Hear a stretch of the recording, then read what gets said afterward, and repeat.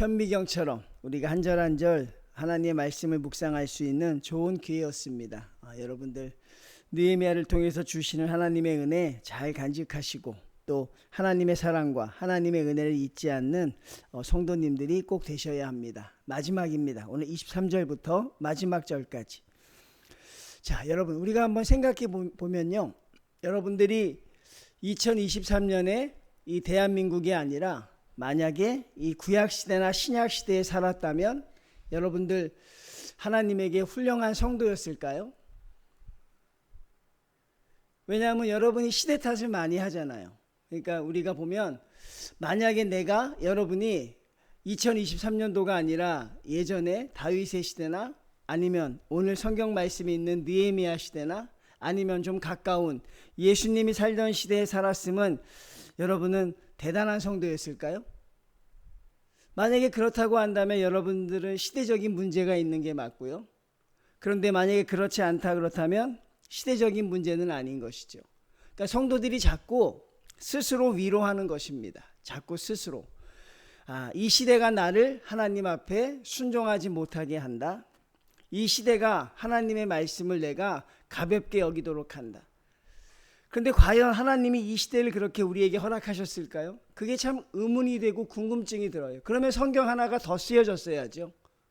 구약, 신약, 현대 성경이 하나 더 쓰여졌을 거야 돼요. 근데 성경은 구약, 신약에서 멈추었으니 결국 저와 여러분이 하나님 앞에 더 진실되지 못하고 거룩되지 못한 건 이 시대 탓은 아닙니다. 그런데 우리는 끊임없이 이 시대가 우리를 그렇게 만들었다고 해서 제가 여러분에게 질문을 드리는 거예요. 예전의 시대로 돌아갔으면 대단한 성도였을까요? 이 시대가 나를 힘들게 하지 않으면, 그런데 우리는 또 그런데 확답을 줄 수는 없는 것이니 하여튼 참 어려운 세상을 살아가고 있어요. 많은 사람들이 저에게 신앙적인 질문을 하면 저조차 그 답을 못 해드릴 때가 많죠. 왜 그렇게, 이게 우리가 어떻게 살아가는 게 좋을까? 말씀을 우리가 현대에 맞게 적용하는 게 살아가는 게 좋을까? 아니면 말씀을 세상과 타협하지 않고 살아가는 게 좋을까? 좋은 것은 좋은 것이라고 하였는데 말씀도 정말 그럴까? 우리가 좋은 게 좋은 거라고 이 세상과 그냥 불화 없이 잘 살면 하나님도 잘 살았다고 하실까? 말씀을 준비하면서 그렇게 복잡한 생각이 항상 제 머릿속에 있어요. 성도들을 어떻게 가르치면 좋을까?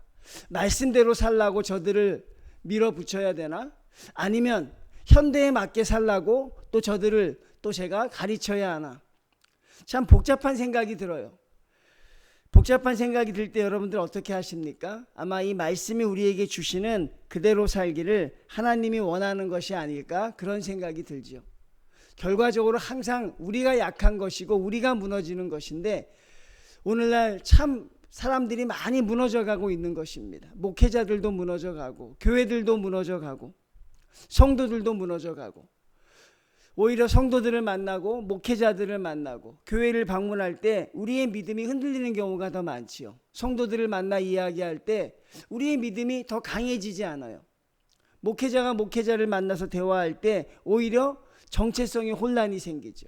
이게 참 우리가 힘든 세상을 사는 건 맞습니다. 그러니 어느 것이 정답이라고 할 수는 없으니 여러분만의 정답을 만들어서 신앙생활 하셔야 돼요.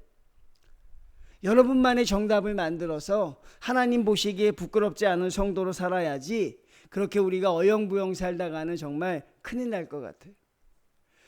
어차피 우리 인생은 후회하죠. 1년이 지나도 연말에 보면 후회하잖아요. 우리 인생은 늘 후회입니다. 그런데 우리 인생의 가장 강력한 후회는 뭐가 될까요? 저는 내가 하나님 앞에 왜 좀 더 진실하지 못했을까? 그런 후회가 제일 극심한 후회가 될 것 같아요. 근데 우리가 언제 제가 그런다고 했죠? 죽음 앞에서 아무것도 할 수 없을 때 비겁한 후회라고 했죠. 왜 건강할 땐 그렇지 않던 사람이 다 잃고 나니까 하나님의 뜻대로 살 걸 그랬다. 저는 그걸 좀 비겁한 후회라 그래요. 그런데 결국 우리가 그때 후회가 결국 가장 강하지 않을까?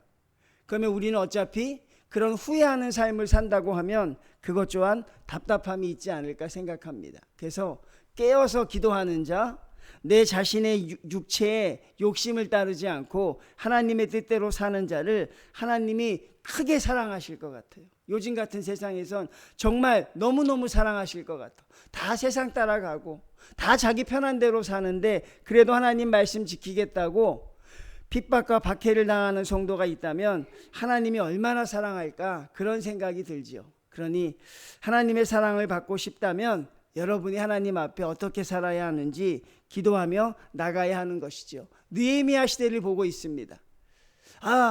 그 시대를 보면서 우리가 하나 빠지지 말아야 되는 오류는 그 시대에는 그랬을 것이다. 그렇게 생각하면 제가 곤란하다는 거죠. 그 시대니까 가능했지 요즘엔 어떤 논리도 설명이 되지 않는 게 그럼 그 시대의 하나님과 지금의 하나님이 다릅니까? 전혀 다르지 않거든요, 여러분. 왜 여러분이 하나님을 두 분으로 만드냐고. 똑같은 하나님이거든요. 그러니 느헤미야의 말씀도 얼마든지 오늘날 여러분에게 능력이 되는 것입니다. 느헤미야가 마무리를 어떻게 하나 보십시오. 우리가 여기서 무엇을 또 건져야 하는지 23절 봅니다. 그때에 내가 또 본즉 유다 사람이 아스돗과 암몬과 모압 여인을 맞아 아내로 삼았는데, 이 성경 역사를 공부해 보면 분명히 이들이 맹세를 합니다. 1년 전 정도 되죠. 그런데 1년 사이에 급격하게 나빠져요. 이게 바로 우리 사람이 사람을 의식하는 것이에요. 하나님을 의식하지 않고 사람이 사람을 의식합니다. 결국 어떤 때 이게 굉장히 나빠졌냐면 느헤미야가 자리를 비웠을 때 이런 일이 생겨나기 시작했어요. 시어머니, 잔소리하는 시어머니가 없고 뭐라고 하는 사람이 없으니까 그렇게 망가지는 것이죠. 여러분, 당연한 것입니다. 아이들도 잘해라 잘해라 하면 그 아이가 잘 되지 않아요. 우리가 알잖아요. 아이를 키워본 사람들은. 내 아이를 최고 잘한다, 내 새끼 최고 잘한다, 아이고 뭐든지 잘한다면 그 아이가 잘 되지 않아요. 그렇잖아요, 여러분. 결국 무엇입니까? 잔소리를 하고 때로는 싫은 말도 하고 정말 때로는 극약 처방으로 그 마음에 아픔을 주기도 해야 되는 거죠. 그런 사람이 결과적으로 있어야 한다는 것을 의미하는 것이에요. 하나님은 우리에게 직접적으로 말씀하시진 않는 시대 같잖아요. 하나님이 우리가 잘못한다고 직접 때리는 시대가 아니고 하나님이 직접 잘못한다고 야단을 치는 시대가 아니니까 적어도 누군가는 나에게 그런 쓴소리를 하는 사람이 있어야 되는 거죠. 왜? 그런 사람도 없으면 우리는 무너지는 거예요. 오늘날 교회들이 대부분 그렇거든요. 제가 여기서 여러 번 언급했지만 누구도 그런 이야기를 하려고 하지 않아요. 일주일에 한 번 만나면서 더 힘들어졌어요. 예전에는 새벽에 만나고 매일같이 기도하러 만나고 주방에서 밥할 때 만나고 구역 예배 때 만나고 예수 잘 믿는 사람들 하루에 수십 번 만났거든요. 그러니 어떤 얘기든 할 수 있었는데 오늘날은 일주일에 딱 한 번 1시간 만나죠. 그러니 결국 어떤 소리도 하지 못하면 어떤 우리에게 징계나 그런 게 없으면 우리는요 극속도로 나빠질 수밖에 없어요. 절대 좋아지지 않아요.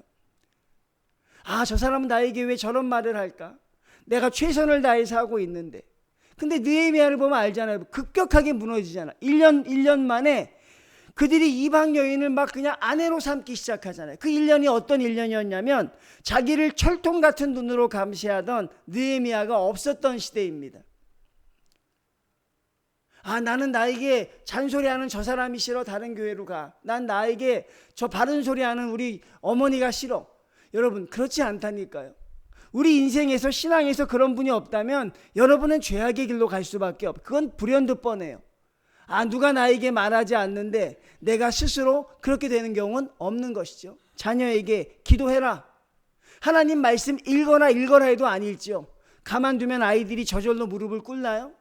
그 아이들이 저절로 성경을 읽어요? 여러분, 그거는 제가 보기에 사무엘 정도만 가능하지 않은 일이에요. 그러니까 어떻게 해요? 자꾸 이야기하는 거예요. 기도했니? 뭐 했니? 저도 우리 아들이 있지만 제가 그 부분에서 좀 실패한 것 같아요. 아주 처음부터 막 쪼아야 됐었거든요.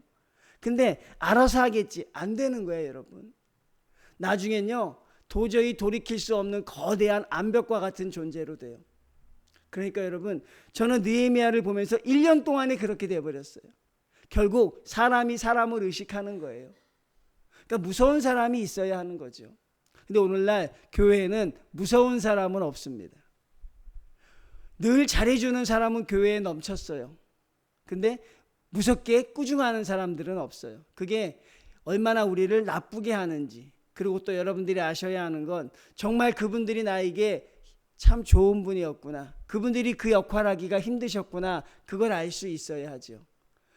여러분들이 그런 부분을 깨달으시면 결국 누군가가 나에게 그 신앙의 조언을 해준다면 그 사람이 참 고마운 사람인 거지요. 1년 만에 여러분 급속도로 나빠져요. 그래서 아스돗과 암몬과 모압 여인을 맞아 아내로 삼습니다. 그 지역이 어떤 지역이었냐면 이방인과 경계의 지역이었어요. 믿는 사람들은 예나 지금이나 끊임없이 세상을 동경했나 봐요. 그게 더 좋은 게 아님에도 불구하고. 왜 이렇게 이스라엘 사람들은 이방 사람들을 흠모했을까요? 왜 가나안 땅의 모든 걸 그렇게 사모했을까요? 그게 정말 그렇게 좋았을까? 여러분, 왜 그랬을까요? 왜 이방의 신을 받아들이고 이방의 문화를 그냥 받아들이지 못해서 그냥 이들이 안달이 났을까요? 하나님이 죽인다고 하는데도 그거 끊지 못할까요?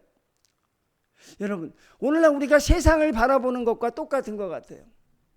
이 교회 안에 있는 사람들이 세상을 동경합니다. 세상 사람들이 추구하는 걸 동경해요. 그들과 같이 누리고 싶어하는 마음이 있는 거지요. 그리고 자꾸 우리를 비하시키고 그들을, 세상 사람들을 자꾸 높이는 거예요.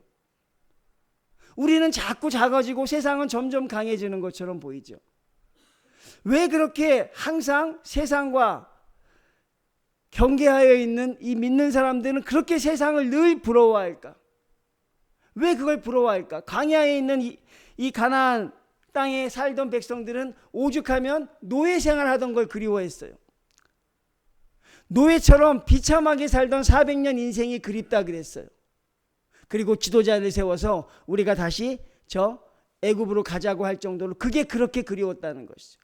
이 정도면 병이 아닐까 싶어요. 실체도 없는 병이 아닐까? 설명할 수 없는 팩트가 없는 병이 아닐까? 교회 안에 있는 사람들은 늘 세상을 부러워해요.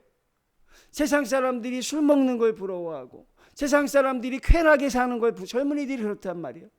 그런 걸 부러워하고, 세상 사람들이 물질에 풍족하게 살아가는 걸 부러워하고. 근데 정말 그게 부러울까 하는 것이죠. 그러니까 얼마나 삶이 힘들겠어요. 교회 안에 있으면서 세상을 부러워하니까. 이게 성경을 보면 구약부터 내려오는 왜 이렇게 그게 좋을까? 그게 정말 좋은 게 사실일까? 여러분, 자기의 자녀를 불 가운데로 지나가는 그 풍습을 따라요. 그것까지 따르죠. 그게 좋아 보였다는 거죠. 하여튼 이것은 우리가 하나님 오시는, 주님 오시는 그날까지 우리가 해결해야 될 문제인데, 우리는 참 세상을 향해서 미련을 버리지 못하는 것 같죠. 자, 그들이 결국 그런 일을 행합니다. 자, 그 다음 봅니다. 24절 봅니다. 그들의 자녀가 아스돗 방언을 절반쯤은 하여도 유다 방언은 못하니 그 하는 말이 다 각 족속의 방언이므로. 이제 심각한 믿음의 어려움이 등장하고 있어요. 어떤 어려움입니까? 이방 여인과 결혼을 하잖아요. 근데 여기서 보면 이스라엘 남자와 이방인 여자가 결혼하는 그 케이스를 설명하고 있는 거예요. 그럼 이 여인이 아이를 낳아요. 그 아이는 그러니까 반은 이스라엘이고 반은 아스돗이죠. 근데 이 여인이 아스돗 사람이니까 자기 아이를 가르칠 때 어떤 말로 가르치겠어요? 너무나 상식적이잖아요. 그 여인은 이스라엘 말을 모를 거 아닙니까? 그러니 자기의 말 아스돗 방언으로 아이를 가르쳐요. 아, 그럴 수 있지. 자, 그럴 수 있죠, 여러분. 저 해외 나가 경험해 본 사람은 누구든지 알 수 있어요. 그럴 수 있어요. 그게 무슨 큰 문제가 되는데 큰 문제가 되고 있는 거죠. 왜 큰 문제가 되고 있어요? 자, 이스라엘 백성이 예배를 드릴 때 그 예배는요, 히브리어로 진행이 돼요. 예배 언어는 히브리어입니다. 그러니까 예배에 참석하려면 히브리어를 알아야 예배를 드릴 수 있는 거죠. 오늘날로 말하면 제가 설교할 때 히브리어로 설교하는 거죠. 그러면 여러분, 아스돗 방언을 아는 자녀들이 하나님 말씀을 알아요, 못 알아들어요? 하나도 못 알아듣죠. 결국 그들이 하나님 말씀과 듣지 못하고 하나님 말씀을 멀어지는 엄청난 죄악적인 결과를 만들어내는 거죠. 외국 생활 해보면, 제가 가끔 서양 교회를 가보면요, 서양 교회를 가면 이렇게 번역기를 줘요. 요즘에 큰 교회 가면 한국 사람은 이렇게 이어폰 꽂으면 들을게인데 자존심이 상하니까 괜찮다 그래요. 자존심 상하니까 알아듣는 것처럼 외국 목사가 막 설교하죠. 그럼 크라이스트, 에이멘 그 정도밖에 못 알아들어요. 저 목사인 저도 못 알아듣겠어. 그럼 예배를 40분 예배 드리고 오면요, 그 설교 내용을 잘 몰라요. 똑같은 거예요, 그것과. 그러니 얼마나 이게 큰 문제예요. 어떤 큰 문제예요? 아이들이 하나님의 말씀과 멀어지고 있는 것이죠. 그래서 느헤미야가 이방인과 결혼하지 말라고 했던 거예요. 그 자녀들 때문에. 믿음으로 살려고 하는 사람에게 이게 얼마나 큰 문제이겠어요. 그런데 믿음으로 살지 않는 사람들은 괜찮다고 할 것입니다. 뭐 내가 가르치면 되지. 뭐 어떻게든 되지 않겠어? 어떻게든 되지 않지요. 결국 더 안 좋은 경향을 맞이하게 되는 것이죠. 그게 바로 24절 이방인과 결혼에 심각한 폐해가 노출되고 있는 것이에요. 히브리어가 종교의식상의 언어였기 때문에 언어 상실은 하나님의 말씀의 상실과 똑같은 것입니다. 하나님의 말씀 없이 살 수 있어요? 못 사는 것이죠. 그 자녀들이 어떻게 되겠어요? 태어난 자녀들이 그러니 하나님의 말씀을 멀리하고 이방 문화에 젖어 사는 것입니다. 아주 심각한 결과, 미래가 없는 그런 세상이 되고 있는 것을 우리는 볼 수 있죠.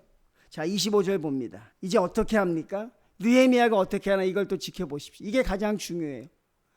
어떻게 하는가 느헤미야가? 내가 그들을 책망하고, 자, 처음에 책망합니다. 처음에 야단칩니다. 그 다음에 뭐 합니까? 저주합니다. 어떤 저주일까요? 이 저주의 내용은 우리가 알 수 있어요. 어떤 저주였을까요? 너 그렇게 살다가 죽어. 너 하나님 그렇게 멀어지다가 너 하나님한테 크게 벌 받을 거야. 여러분, 느헤미야가 그렇게 한 거죠. 너 하나님한테 크게 벌 받을 거야, 그렇게 살다. 왜? 하나님이 가장 싫어하는 게 뭐예요? 하나님 앞에 예배드리지 않는 것이니까. 그러니까 느헤미야는 그렇게 얘기한 거예요. 그들을 야단칩니다. 그리고 그들을 경고하고 당신 그렇게 살다가 죽습니다. 여러분에게 그렇게 말하는 사람이 있어요? 그렇게 말하는 목회자가 있어요? 사실 없죠, 요즘엔. 그래서 여러분들이 착각을 해요. 내가 잘하고 있는 줄 안다고 착각을 해요. 마치 자녀가 부모님이 뭐라고 안 하면 자기가 꽤 잘하고 있는 것처럼 생각하잖아요. 그러니까 요즘 스스로 여러분들이 야단을 맞지 않으니까, 이런 경계를 받지 않으니까 내가 꽤 괜찮은 교인인 줄 알아요. 그래서 더 무너져 가는 거죠. 차라리 호되게 야단 맞으면 내가 얼마나 비참한 사람인지 아는데 그냥 그런 사람이 없으니까. 근데 느헤미야는 그렇잖아요. 책망하고 저주라는 표현을 여러분 여기서 나쁘게 사용하시면 안 돼. 이것은 뭐 가게를 저주하는 게 아니라 하나님의 말씀을 가지고 경고하는 게 저주라고 쓰인 거죠. 그 다음에 그것으로 끝나지 않아요. 어떻습니까? 그들의 머리털을 뽑아버려요. 머리털을 뽑는다는 게 뭘까? 제가 이걸 찾아보니까 제일 사람이 화났을 때 그렇게 한다는 거예요. 내가 아주 화가 많이 났을 때, 내가 너 때문에 견딜 수 없을 때 머리털을 뽑아 놓는다는 거죠. 근데 우리의 머리털을 뽑는 사람이 결국 나를 사랑하는 사람이에요, 여러분. 여러분 그거 아셨으면 좋겠어. 나를 사랑하지 않는 사람은요, 나에게 관심이 없어요. 뭐가 있어 관심이 있어요? 나를 사랑하니까 머리털을 뽑으려고 하는, 이 머리털을 뽑아서라도 내가 널 여기 앉혀야겠다. 근데 그렇게 얘기하면 상처받았다 그래요. 누가 나한테 그렇게 이야기하면 자기가 아이고 교회 갔다 상처받았다 그래. 하나님은 여러분 때문에 하루에도 수십 번 상처를 받죠. 그렇게 따지면 하나님은 저와 여러분 때문에 얼마나 많은 상처를 받습니까? 근데 느헤미야가 그만큼 머리털을 뽑는다 그러잖아요. 여러분 이게 사랑하지 않으면 할 수 있을까요? 한 나라의 지도자가 백성을 향해서 왜 머리털까지 뽑아요? 그냥 감옥에 가둬버리면 되지요. 예? 불러서 매를 때리면 되지요. 왜? 그런 권력자인데. 근데 머리털을 뽑는다는 건 이게 무엇이냐면 강하게 그들을 사랑한다는 게 숨어져 있는 것 같아요. 이런 지도자가 있다는 것이 얼마나 행복인데, 이 지도자가 꿀과 같이 달콤한 말을 해주는 지도자입니까? 아닙니다. 우리에게 복지를 주는 지도자가 아니라 하나님의 말씀으로 우리를 깨워주는 지도자예요. 참 느헤미야는 대단한 것 같아요. 그들의 머리털을 뽑고 이르되 너희는 너희 딸들을 그들의 아들에게 주지 말고 너희 아들들이나 너희를 위하여 그들의 딸을 데려오지 아니하겠다고. 그 다음에 보십시오. 하나님 앞에 뭐 해라? 이 자리에서 맹세해라. 잘하겠다고 하지 말고 내 앞에서 맹세해라. 지금 하나님 앞에서. 느헤미야가 얼마나 그들을 여러분 철저하게 교육시켰는지 알겠어요. 근데 느헤미야가 그러는 이유가 있어요. 성도님들, 이렇게 하는 이유가 있어요. 자, 10장 29절 한번 보겠습니다. 느헤미야서 10장 29절 찾아봅니다. 느헤미야서 10장 29절. 자, 29절부터 우리가 저기 31절까지 한번 같이 읽겠습니다. 같이 읽습니다. 시작.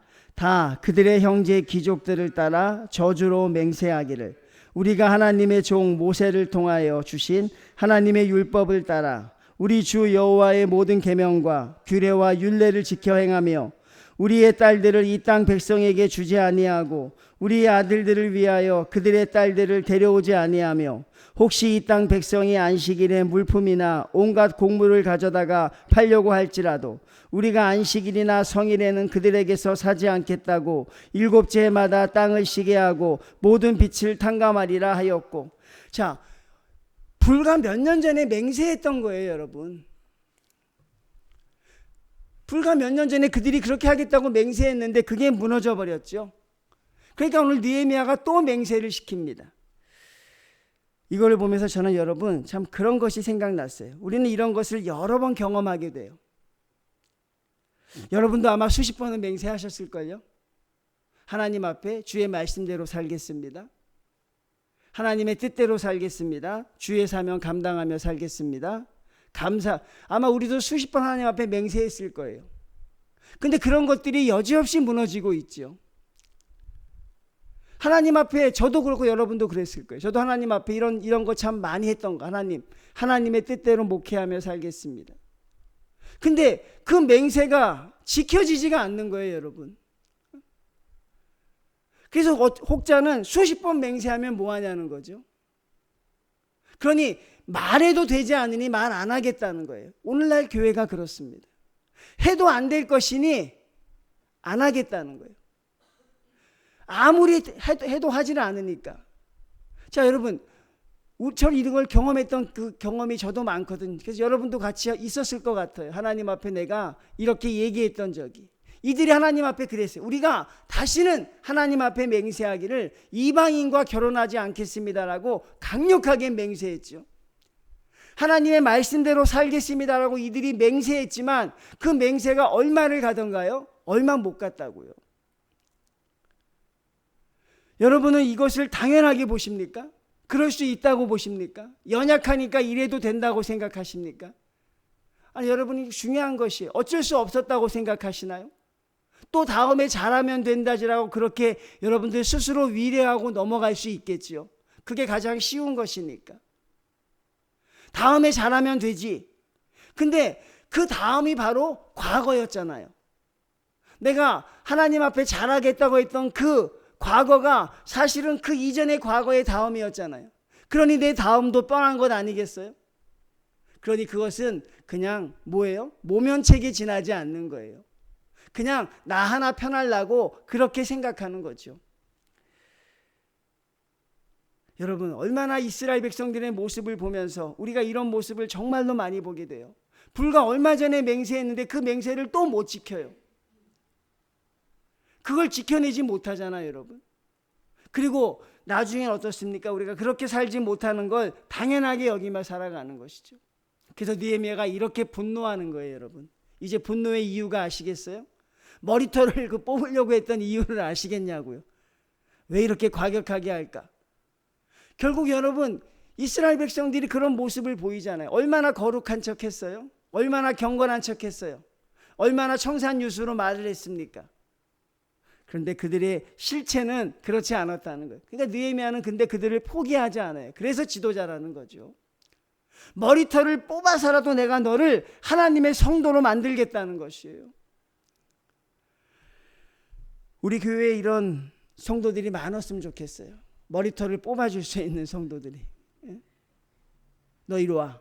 그냥 머리털 저 뽑는 거죠. 근데 아마 그 사람이요, 하늘나라에서 만나면 제일 고마워할 거예요. 아우, 나한테 맨날 잘했다고 한 사람은 이제 신물 나는 거예요. 뭐 잘한 것도 없는데 매일 잘했다고 했으니까. 나한테 매일 괜찮다고 한 사람 하나도 안 고마운 거예요, 여러분. 뭐가 고마워요, 그게? 나에게 쓴소리하고 이제 알겠더라고, 그게 얼마나 어려운지. 누군가에게 쓴소리하는 게. 누군가를 향해서 우리는 두려움이 있어요. 너는 잘하냐? 그 말 앞에서 누구도 장담할 수 없어요. 자매님, 기도 좀 하시죠. 아이, 당신은 잘합니까? 그 말 앞에 누구나 죄인이지만 그래도 그 영혼을 사랑하니까 하는 거죠. 그래서 느헤미야를 참된 지도자라고 하는 거예요. 왜 그렇게 아두냐냐 하는 거죠. 왜 이렇게 어리석냐? 저주까지 하잖아요. 너 정말 죽게 되는 걸 모르느냐? 근데 이 맹세와 이 저주와 이런 분노 앞에서도 이스라엘 백성이 또 넘어지는 것이죠. 그러니 이게 무엇인지 한 번에 되지 않는 우리 안타까움이 있는 것입니다. 성도님, 저와 여러분도 그런 과정을 겪었으니 이제 다시는 그런 과정을 겪지 않는 우리가 돼야 하지 않을까 싶어요. 또 다시 하나님, 내가 잘못했습니다, 그래도 잘해보겠습니다라는 것을 여러분 언제까지 되풀이 하실 거예요? 언제까지 그걸 하실 생각입니까? 그것은 안 되는 것이죠. 그런데 우리 하나님이 우리를 참 사랑하시긴 하죠, 그렇죠? 느헤미야도 그냥 몇 번 만에 머리털을 뽑는데 하나님은 우리를 지금 몇십 년간 기다려주고 계시니까 하나님은 끝까지 기다리십니다. 머리털 뽑지 않고 기다리십니다. 우리가 돌아올 때까지 기다리십니다.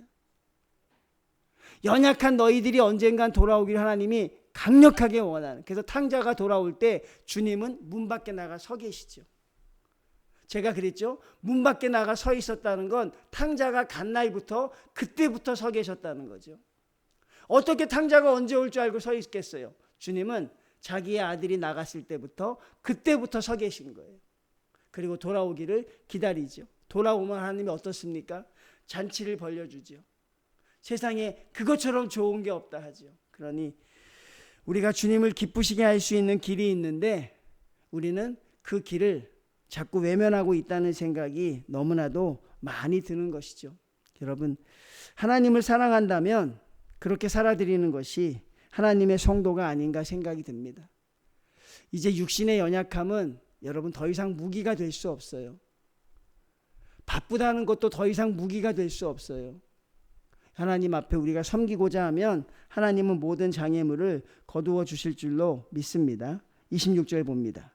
자, 또 하나 강력한 모델이 등장해요. 또 이르기를, 여러분 누가 등장할지 우리는 알죠? 이 이방 여인과 결혼해서 패가 망신한 사람이 있었어요. 그런데 이름만 대면 알만한 사람이야. 누구죠? 솔로몬 왕입니다. 이스라엘 백성들이 이름만 대면 알만한 사람, 가장 강력한 샘플이죠. 솔로몬 왕을 느헤미야가 예로 듭니다. 또 이르기를, 옛적에 이스라엘 왕 솔로몬이 이 일로 범죄하지 아니하였느냐?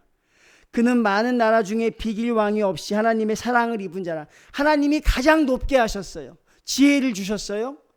어떤 나라보다 강대하게 하셨어요. 이방 나라의 칭찬을 받게 하셨어. 이렇게 부자였던 적이 없을 만큼 대단했어요. 그런데 그 하나님의 은혜를 솔로몬이 무엇으로 갚습니까? 하나님의 사랑을 무엇으로 갚아요? 자, 하나님의 은혜를 한 번 더 살펴보겠습니다. 하나님이 그를 왕으로 삼아 솔로몬이 왕이 된 게 당연할까요? 여러분, 솔로몬이 누구의 아들이에요? 밧세바의 아들. 밧세바는 다윗과 불륜해서 낳은 자식이죠. 왕이 될 자격이 있을까요? 없을까요? 절대 왕이 될 수 없는 사람이죠. 다윗이 스스로 죄악의 바람을 피워서 낳은 자식 솔로몬을 볼 때마다 얼마나 괴로웠겠어요. 그런데 그를 하나님이 왕으로 세우셨다는 건 하나님이 솔로몬을 얼마나 사랑하셨다는 걸 알겠어요? 왕이 될 수 없는 자를 왕으로 세워주셨어요. 그리고 세상에 가장 많은 복을 그에게 주었습니다. 그런데 하나님의 그 사랑을 솔로몬은 어떻게 합니까? 이방 여인을 후처로 드려요. 무려 1000명이나 1000번의 결혼을 한 거죠. 후처만 1000명을 드리는 거죠. 천명들이 각각 이방의 신을 가지고 들어오는데 솔로몬이 허용을 합니다. 안 된다고 하지 않아요. 그렇게 부자였음에도 그는 정책으로 더 많은 걸 가지기 위한 것이죠. 하나님이 주신 것으로 만족하지 못하고 하나님이 주신 것으로 감사하지 못하고 내가 더 노력해서 더 가지려고 했어요. 그래서 만들어진 것이 1000명의 이방 여인입니다. 그리고 이스라엘은 쑥대밭이 되죠. 이방의 완전 이방신의 천국이 되죠. 그걸 누가 한 것이에요? 솔로몬이 했습니다. 나라가 어떻게 됐어요? 하나님이 솔로몬 때에 즉시로 솔로몬을 죽이고 왕을 나라를 없애버려야 하는데 다윗과 한 약속이 있었거든요. 다윗에게 내가 너에 대해서 솔로몬 때에는 나라를 해체하지 않겠다 그랬어요. 결국 무엇입니까? 르호보암 때의 나라가 완전히 분리되죠. 10개 지파와 2개 지파. 북쪽 이스라엘은요 늘 죄악 가운데 있다 망해버린 나라, 흔적도 없이 사라져버린 나라가 됐어요. 누구 때문에? 솔로몬 때문에. 제가 주일날 설교했죠. 한 사람의 역할이 그렇게 중요하다는 거죠. 그러니 성도님들이 제발 교회 안에서 나 하나쯤 괜찮겠지라고 생각하면 절대 아니에요. 여러분, 하나님이 여러분을 굉장히 사랑하신다니까요. 나 하나 때문이 아니라는 것입니다. 여러분 하나 때문에 하나님이 여러분을 들어 쓰실 수 있는 그런 능력이 우리에게 있는 것이죠. 자, 강력한 무기 솔로몬을 예로 듭니다. 27절 봅니다. 너희가 이방 여인을 아내로 맞아 이 모든 큰 악을 행하여 우리 하나님께 범죄하는 것을 우리가 어찌 용납하겠느냐? 여러분 용납하시겠어요? 사랑하는 성도님들, 용납이 됩니까? 여러분 이게 용납이 안 되잖아요. 어떻게 하나님의 은혜를 이렇게 갚을 수가 있고 어떻게 하나님이 그토록 사랑했던 이스라엘 나라를 그렇게 반토막을 내버릴 수 있는가? 어떻게 여러분 그 철을 1000명이나 둬서 그 부귀영화를 누리던 솔로몬이 무엇 때문에 그렇게 망가졌을까?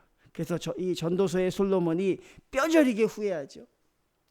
사람이 태어나서 가장 행복한 것은 하나님을 섬기다가 하나님이 주시는 것으로 먹고 마시는 것이라.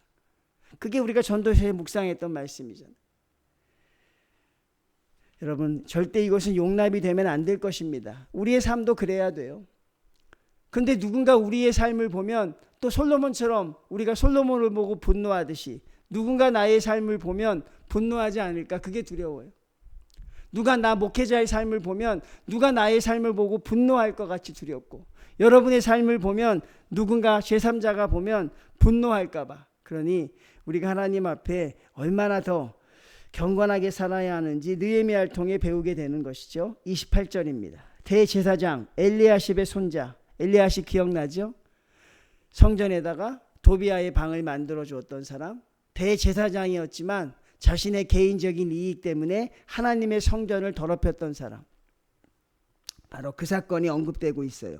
대제사장 엘리야십의 손자 요야다의 아들 하나가, 이 하나는 사람의 이름이 아니라 그 중에 한 명이라는 뜻이에요. 그러니까 이 해석해 드리면 대제사장 엘리야십의 아들 요야다의 아들 중에 하나가, 근데 이 아들 중에 하나는요 이름도 기록이 안 돼 있어요. 이게 느헤미야의 의도된 성경입니다. 그런 사람은 이름조차 기록할 가치가 없다는 것이죠. 여러분 대제사장의 가문이니 그 이름을 왜 기록하지 않았겠어요? 그런데 그 정도로 형편없는 사람으로 취급해버려요. 오죽하면 대제사장이 이스라엘의 대적의 가문에 들어가서 결혼을 했겠어요? 전도하려고 들어갔을까요? 그 가족을 하나님 품으로 인도하려고 갔을까? 절대 그렇지 않죠. 이익 때문에 들어간 거죠. 그러니 얼마나 그들이 망가졌는지 알 수 있죠. 평민도 아니라 대제사장이 그것도 산발랏의 사위가 되었으므로 여러분 얼마나 큰 문제가 생겼어요. 그래서 여러분 느헤미야가 어떻게 합니까? 타협이 없어요. 지켜보는 게 없습니다. 즉각적으로 쫓아내버려요. 근데 일설에 의하면 한 번은 권면했다는 거예요. 그 아들을 불러서 엘리야십의 손자를 불러서 이방인과 헤어지라고 했는데 이 손자가 안 하겠다고 했대요. 그냥 일설입니다. 그러니 그를 쫓아버렸다는 것이죠. 대제사장의 가문에서 이렇게 무너지고 있는 것이죠. 근데 느헤미야는 단호합니다. 쫓아내버립니다. 신앙으로 잘못되면 우리는 단호해야 됩니다. 성도님들. 단호하셔야 돼요. 여러분에게도 단호하셔야 되고 성도에게도 단호하셔야 됩니다. 아나니아와 삽비라를 봅니다. 부부였어요. 사랑하는 부부였습니다. 아나니아가 먼저 죽고 좀 이따 삽비라가 같이 죽습니다. 둘이 단호하지 못했기 때문이에요. 여보, 그건 안 돼요. 하나님께 어떻게 하나님 걸 도적질합니까? 당신 그 정도밖에 안 됩니까? 라고 해야 되는데 둘이 한 마음이 됐어요. 그래, 요거 남겨서 뭐 합시다 하고 좋은 생각이네요. 서로 단호하지 못하면 같이 망하는 거죠. 먼저 여러분에게 먼저 단호하세요. 그리고 여러분의 배우자에게 단호하셔야 되고 여러분의 자녀에게 단호하셔야 됩니다. 그래야 그 영혼 살리는 것이, 그래야 그 가정 살리는 것입니다. 아나니아와 삽비라 가정이 어떻게 됐어요? 여러분, 우리가 그것을 볼 수 있다는 것이죠. 성도님들, 힘들고 어렵지만 하나님의 신앙 앞에서는 단호하셨으면 좋겠어요. 하나님의 신앙 앞에서는 여러분 타협하지 않으셨으면 좋겠습니다. 느헤미야처럼 즉시 쫓아내버릴 수 있어야 우리가 경건성을 회복할 수 있습니다. 29절입니다. 내 하나님이여, 그들이 제사장의 직분을 더럽히고 제사장의 직분과 레위 사람에 대한 언약을 어겼사오니 그들을 기억하옵소서. 총체적으로 어려움이 온 거죠. 목회자가 제사장이나 레위인이 이방인의 여인과 결혼했으니까, 그리고 그 아이들이 언어를 몰라서 하나님께 예배를 드리지 못하는 상황이니까 얼마나 이스라엘의 미래가 없겠어요. 하나님을 잃어버리면 다 잃어버리는 거잖아요. 건강을 잃어버리는 게 전부 잃어버리는 게 아니라 우리 믿는 성도들은요, 하나님 잃어버리는 게 다 잃어버리는 거죠. 예전에 레위인들의 역할이 어떠했어요? 여러분, 금송아지 사건이 기억나죠? 금송아지 사건 때 레위인들은 어떠했냐면요, 모세가 금송아지에게 우상 숭배하는 사람들을 벌하기 위해서 레위인들을 앞으로 부릅니다. 내 오른편과 왼편에 쓰라 그래요. 그리고 모세가 이야기합니다. 하나님의 거룩성을 나타내라 그래요. 레위인들이 가서 칼을 뽑아서 그들을 쳐 죽여 3,000명이 죽잖아요. 그러던 레위인이었는데 오히려 자기들이 이방인과 결혼하면서 결국 자기들이 이렇게 더럽혀졌으니 느헤미야가 1년 만에 돌아올 만하지요. 성도님들, 총체적인 위기가 있는 거죠. 이게 이렇게 하지 않고 해결될 수 있겠어요? 성도님들, 이게 이 방법 외에 다른 해결책이 있겠습니까? 그 사람들을 만나서 타협하고 그 사람들을 만나 화해하고 그 사람들을 회유해서 이게 가능하겠어요? 안 된다는 걸 아는 것이죠. 그러니 신앙적인 것, 영적인 것은 회유하고 타협하는 게 아닙니다. 내가 기도해야 되는데 그 마음을 1년, 2년 계속 얘기하는 거 잘못된 사람이에요. 즉시로 무릎 꿇을 수 있는 단호함이 있어야 돼요. 내가 성경 보아야 되는데 즉시로 할 수 있는 단호함이 없으면 여러분들은 하지 못하는 것이죠. 30절 봅니다. 내가 이와 같이 그들에게 이방 사람을 떠나게 하여 그들을 깨끗하게 하고 또 제사장과 레위 사람의 반열을 세워 각각 자기의 일을 맡게 하고 제사장과 레위인을 느헤미야가 옳게 세워갑니다. 왜? 모든 것은 예배이기 때문에. 성도의 정비의 첫 번째는 바로 이 신앙이라는 것을 우리에게 보여주고 있습니다. 그래서 31절 봅니다. 정한 기한에 나무, 이 나무가 뭐죠? 우리가 느헤미야 때 공부했죠. 제물을 드리기 위한, 불을 태우기 위한 나무. 나무니까 나무가 불을 태운다는 건 뭐예요? 예배가 회복됐다는 거죠. 그 다음에 뭡니까? 처음 익은 것. 처음 익은 것은 뭡니까? 바로 11조지요. 무너졌던 것들이 회복되죠. 바로 예배와 하나님을 향한 율법이 회복됐다는 것입니다. 그 다음에 느헤미야가 어떻게 기도합니까? 내 하나님이여, 나를 기억하사 복을 주옵소서. 느헤미야의 기도가 이렇게 해서 마무리되고 있습니다. 우리가 느헤미야를 여러분 하나님의 은혜로 같이 묵상했습니다. 저에겐 참으로 유익한 시간이었고 여러분들도 참으로 많은 유익이 있었을 것이. 근데 우리의 유익은요, 행하지 않으면 지식만 쌓이는 거예요. 행하지 않으면 머리만 커지는 것입니다. 머리만 커지고 행함만 있으면 그걸 어디에 사용하는 줄 아세요? 여러분 궁금하죠? 어디에 사용할까요? 남을 비난하는 데 사용해요. 성경 막 66권 막 100몇 권씩 읽은 사람들이 있죠. 행하지 않는 사람은 말씀을 들어서 비난하더라고. 얼마나 이렇게 말을 잘하는지 모르죠. 그러니 여러분은 행해야 됩니다. 여러분에게 유익이 되셔야 합니다. 그리고 하나님 앞에 서갈 수 있는 믿음의 성도들 다 되시길 바랍니다. 다음 주부터는 저희가 다니엘서를 하려고 합니다. 여러분들 미리 오셔서 준비하시고 읽으시면 큰 은혜와 또 능력이 있을 것입니다. 느헤미야 같이 처음부터 끝까지 수고하셨던 많은 성도님들 감사함을 드리고, 느헤미야를 통해서 우리 교회와 성도님들이 더욱더 주님 앞에 성숙해져가는 믿음의 성도들이 다 되시기를 주님의 이름으로 축원을 드립니다. 하나님 감사합니다. 주여, 하나님이 세우신 또 지도자의 모습을 봅니다. 하나님, 자기를 챙기지 아니하고 이스라엘 백성들의 믿음을 챙겼던 사람, 하나님 타협하지 않았던 사람, 그들을 위해서, 그들의 영혼을 위해서면 무엇이든 할 수 있었던 그런 지도자 느헤미야와 같은 사람이 될 수 있도록 인도하여 주시옵고, 하나님, 하나님을 사랑하는 성도로서 하나님 주님의 사명을 감당하며 하나님이 기뻐하시는 성도로 살아가고 싶습니다. 하나님, 우리 사랑하는 성도들에게 그런 능력을 주시고 그런 결단을 주시고, 하나님 얼마든지 그렇게 살아갈 수 있다는 그런 귀한 모범적인 성도들이 될 수 있도록 주여 우리의 앞으로 살아가는 삶 속에서 함께하여 주시옵소서. 예수님의 이름으로 기도드리옵나이다. 아멘. 하늘에 계신 우리